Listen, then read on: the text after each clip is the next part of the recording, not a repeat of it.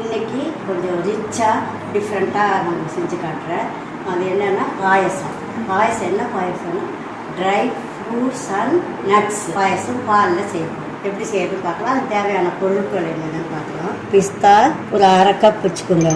பாதாம் அதே அளவு 1/2 கப்பு, சேமியா 1/2 கப்பு, தேன் ஒரு மேஜக்கரண்டி, ஏலக்காய் ஒரு 6, முந்திரி பருப்பு ஒரு 1/2 கப்பு, திராட்சை ஒரு 1/2 கப்பு, பேரிச்சம்பழம் ஒரு 1/2 கப்பு, நெய் ஒரு 2 டேபிள்.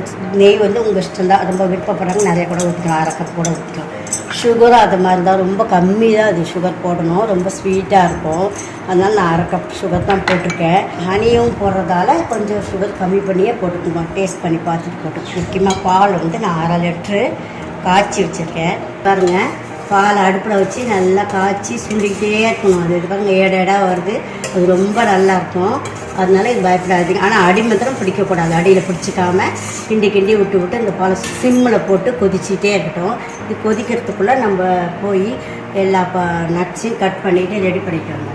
எல்லாமே நான் இந்த மாதிரி நைஸாக இப்போ கட் பண்ணிவிட்டோம். பாலில் அடுப்பில் வச்சுட்டு அது சிம்மில் போட்டு அது கொதிச்சுட்டு இருக்கிறதுக்குள்ளே நம்ம எல்லாத்தையும் கட் பண்ணியாச்சு. இப்போ இந்த பேரிச்சம்பழம் கூட சின்ன பீஸாக கட் பண்ணியாச்சு. சேமியா 1/2 கப் வச்சுருக்கேன். பால் அப்படியே ஏடாக வந்து சுண்டி இருக்குது. இது பண்ணுறதுக்குள்ளே நம்ம நெய்யில் எல்லாத்தையும் வறுத்துக்கணும். 2 டேபிள் ஸ்பூன் நெய். இது பாருங்கள், நெய் காஞ்சிடுச்சு. இப்போ முந்திரி பருப்பு ஃபஸ்ட்டு போடுறேன். 2 கிண்டிட்டு அதுலேயே திராட்சை பழம் போட்டுருங்க. திராட்சை முந்திரி கொஞ்சம் செவந்து வந்துச்சு. இப்போ பாதாம் போடுறேன். பிஸ்தா கட் பண்ணது போடுறேன். ட்ரை ஃப்ரூட்ஸில் பேரிச்சம்பழம் போடுறேன். சிம்மில் வச்சுக்கோங்க. அப்போ தான் ஒன்று போட்டு இங்கே வறுக்கிறதுக்கு வாட்டமாக இருக்கும். வந்துச்சு. அதில் சேமியா ஏற்கனவே டபுள் ரோஸ்டட் சேமியா. அப்போ கூட நம்ம ஒரு தடவை திருப்பி ஒரு தடவை அந்த நெய்யில் ஒரு பெரட்டினா தான் நல்லாயிருக்கும். அடுப்பை ஸ்விட்ச் ஆஃப் பண்ணிடலாம்.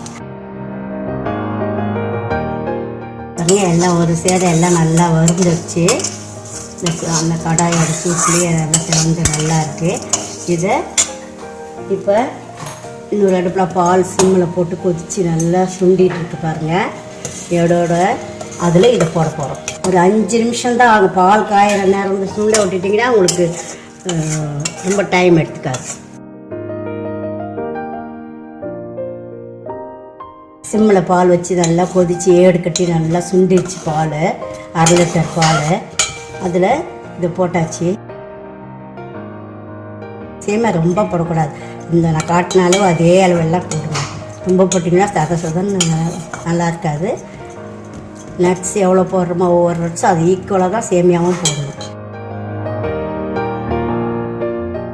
இப்போ ஏலக்காவை பவுட்ரு பண்ணி வச்சுருக்கேன். அதை போடுறேன். சுகரோடு சேர்த்து பவுட்ரு பண்ணியிருக்கேன். சுகர் போட போகிறேன். ரொம்ப சுகர் போடாதீங்க. நான் பாதி தான் போட்டுக்கிறேன். டேஸ்ட் பண்ணி பார்த்துட்டு அப்புறம் போட்டுக்கலாம். எசன்ஸ் ஏதாவது எசன்ஸ் வேணும்னா கூட போட்டுக்கலாம். நான் போடலை, ஏலக்காய் தான் போட்டிருக்கேன். எசன்ஸ் விருப்பப்படுறவங்க அந்த ஸ்மெல் இஷ்டமாக பாதாம் எசன்ஸு, வெனிலா எசன்ஸ் எது வேணால் கொஞ்சம் 2-3 சொட்டு போட்டுக்கலாம். எல்லாம் வெந்துடுச்சு.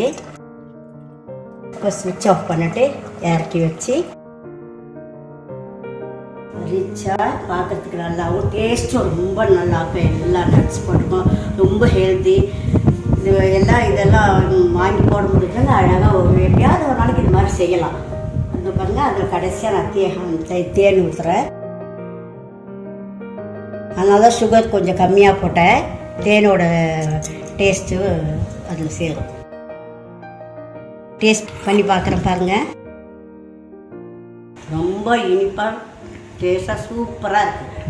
நீங்கள் செஞ்சு பார்த்துட்டு இது எப்படி இருக்குன்னு சொல்லுங்கள். இந்த வீடியோ பார்த்ததற்கு நன்றி. இந்த ரெசிபி உங்களுக்கு பிடிச்சிருந்தா லைக் பண்ணுங்கள், ஷேர் பண்ணுங்கள். என்னுடைய சேனலுக்கு சப்ஸ்கிரைப் பண்ணுங்கள். பெல் பட்டன் அழுத்துனீங்கன்னா புதுசாக அப்லோட் பண்ணுற வீடியோ உங்கள் நோட்டிஃபிகேஷனுக்கு வரும். உங்களுக்கு புது ரெசிபீஸோ இல்லை ஏதாவது கொஷின்ஸோ இருந்தால் கமெண்ட் செக்ஷன்ஸில் கொடுங்க. நன்றி.